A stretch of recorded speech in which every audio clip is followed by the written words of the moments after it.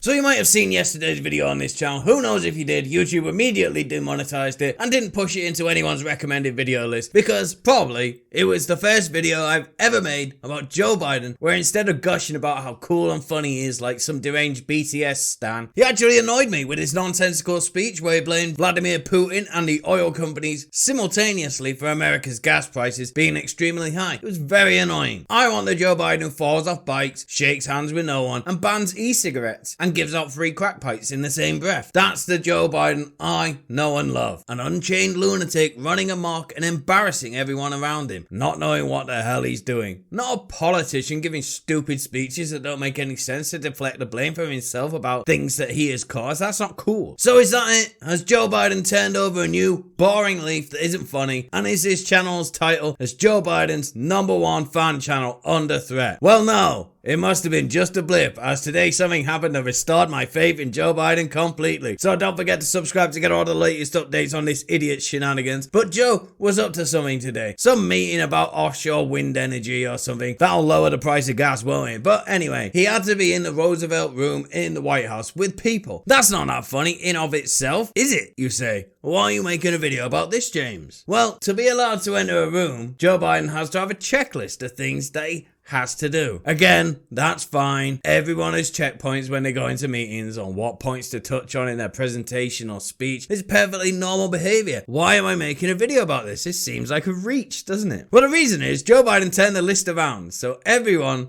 and all the world's cameras could see as well, so we could all read what was said on it. And yeah, and I bet you all thinking it said something silly like blame Putin for literally anything 10 minutes into the speech and things like that, aren't you? That's not that funny. Lots of people have reminders like that. Well, you'd be wrong because here's Joe with his list. Bit hard to see that one, isn't it? Let's enhance it CSI style and read it, shall we? First, it's titled to the president and saying it's for the offshore wind thing he's at. Perfectly normal so far. Okay. Then it says, you enter the Roosevelt Room and say hello to the participants.